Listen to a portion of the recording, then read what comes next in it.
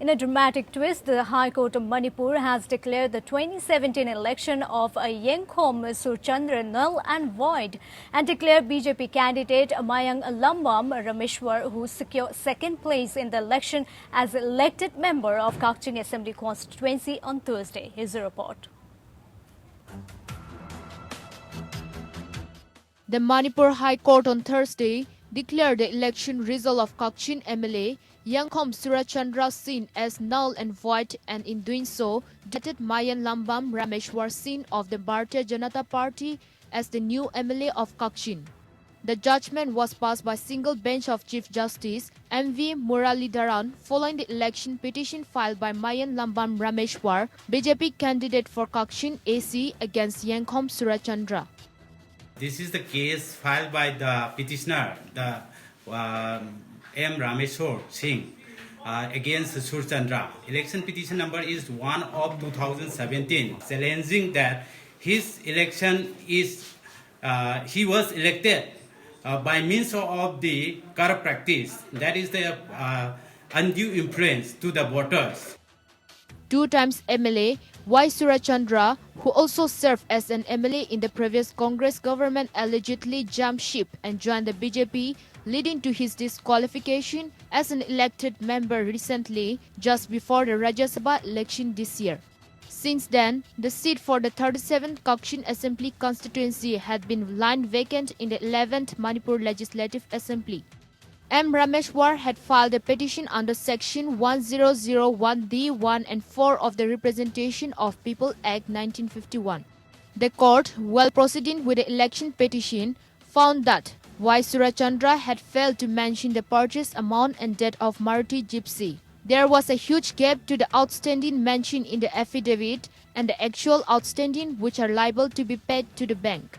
The court also found concealing of non-agricultural land of Palace Compound and in Kakching by Surchandra failed to disclose them in his affidavit. Surchandra has failed to disclose the assets of his spouse, as his wife is a pensioner. The grounds taken in the election petitions mainly only in three grounds. First ground is his wife, the pensioner, the Surchandra failed to disclose her pension account and financial status, movable asset in his affidavit form 26. And second ground is he took the two loans from the SBI through the Manipur Legislative Assembly. Loan is specifically sanctioned for the purchase of buying vehicles. Third ground is he failed to disclose about his two non-agricultural land where his house are situated and constructed. Rameshwar welcomed the judgment and said it will go down in the history of Manipur politics. A landmark judgment in the history of Manipur politics has come. My first priority is to try and change the concept about politicians, because everybody says that politics is dirty, but I think if good people join politics, educated good people join politics, politics will not be dirty.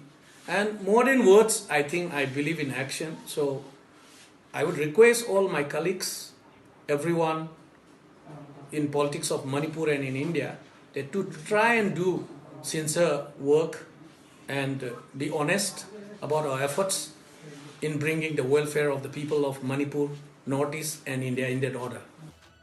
Earlier order on February 17, 2017, the returning officer had rejected the objection raised by the agent of M. Rameshwar and accepted the nomination of Y. Surchandra, thereby allowing him to contest the election, said the petition contending that M. Rameshwar, who came second securing 10,503 votes against Y. Surchandra's 11,133 votes, should be declared elected and represent 37 Kakching Assembly constituency in the State Legislative Assembly.